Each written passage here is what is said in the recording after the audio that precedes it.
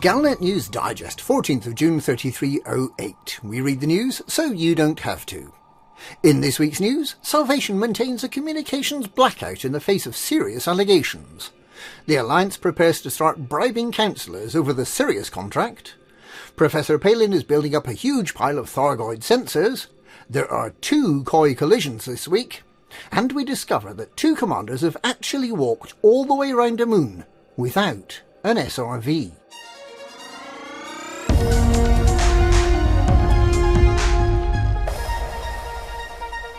If you've been accused of murdering the 4,000 crew members of the megaship Alexandria, if you've been accused of conducting unethical experiments involving humans and aliens, if you've been accused of luring Thargoids to the Cornsar system, leading to an attack that cost the lives of tens of thousands of people living on attacked starports, if you've been accused, in fact, of being a supervillain, you'd probably want to give your side of the story.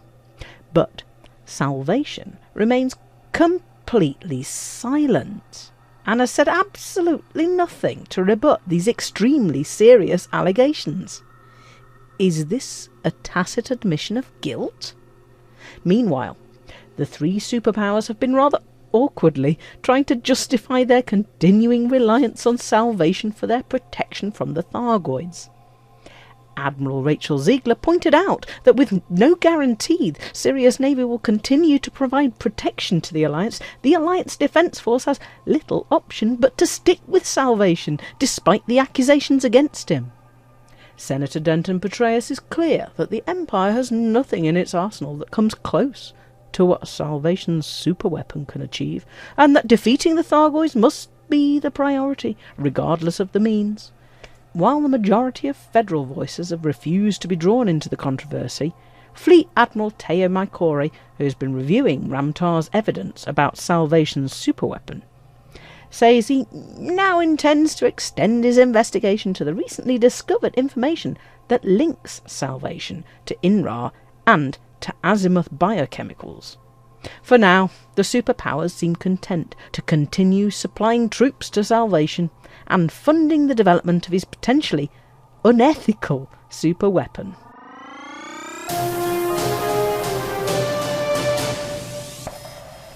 As Admiral Ziegler said, there seems to be little consensus in the Alliance about the contract with the Sirius Corporation to supply anti-Xeno protection.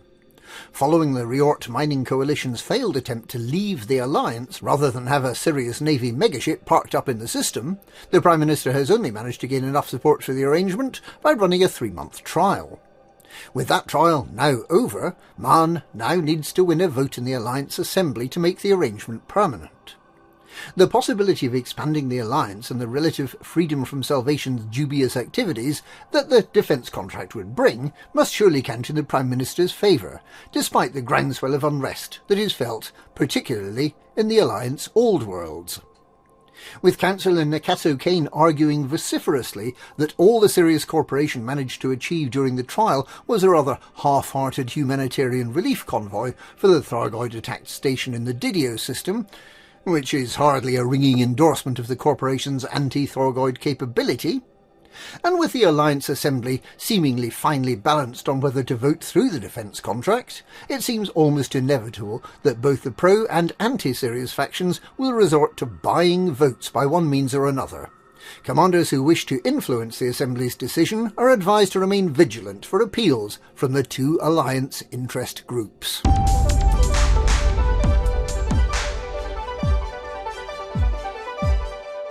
Professor Ishmael Palin's appeal for various squishy bits of Thargoid to allow him to research Thargoid technology is going well, with all but the final stretch goal already achieved.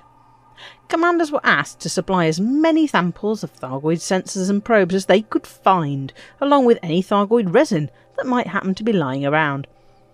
All of these items are corrosive, and the use of corrosion-resistant cargo racks while transporting them is strongly advised. It is convenient that the Professor made larger size corrosion-resistant cargo racks available to those who helped with the first part of his appeal, And he has offered more goodies this time too, with a selection of heavy-duty hull reinforcement packages as rewards for the most helpful contributors.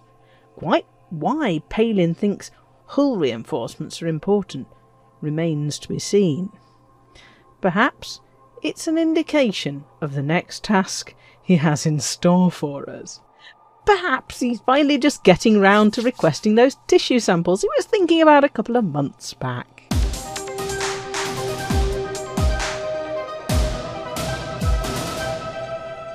Canon research has found another pair of colliding gas giants. Back in the 21st century, the Kepler Space Telescope found a number of exoplanets by detecting a short dip in the radiation arriving from distant stars, caused by a planet transiting in front of the star. These are the Koi systems. Like rhubarb and custard in Koi 413, the two new colliding planets in Koi 232 are pink and yellow. However, these two planets, Koi 232-2 and 3, achieve a dead-on collision once every 29.5 days. Commander LCU No Fool Like One, whose orbital analysis has identified a number of potential collision candidates, is planning to name these new planets after prunes, on the grounds that they're so regular. Those who arrived in the system on board one of the two visiting fleet carriers witnessed a spectacular yet entirely non-destructive collision. The Canon research vessel Flower of Agatia will shortly be departing Koi 232 for Koi 413 to see rhubarb and custard collide at 1643 Galactic Standard Time on the 16th of June.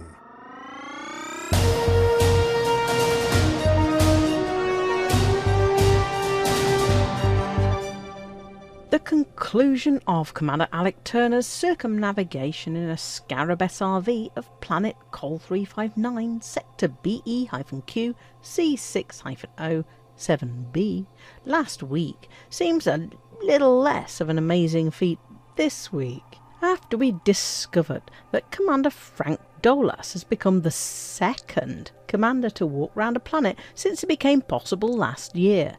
The first commander to achieve an on-foot circumnavigation was Commander Alex Fighter, who walked, or rather bounded, round the 1,206 kilometre circumference of the tiny 0.02G moon Struelo OJ-EC26-45-3CA in not much more than 3 days in May last year.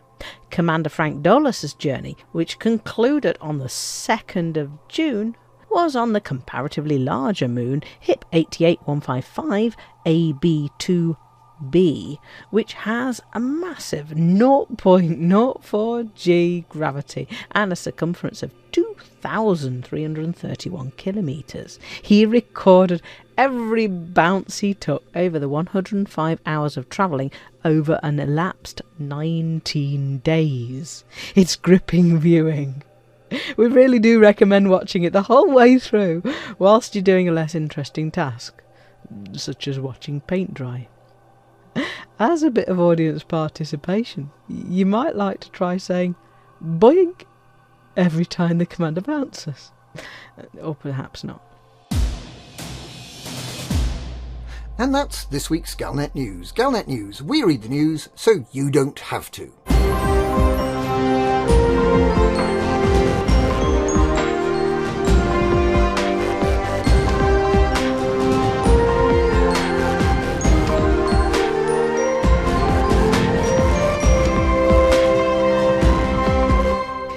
Boing, boing, boing, boing, boing, boing, boing, boing, boing.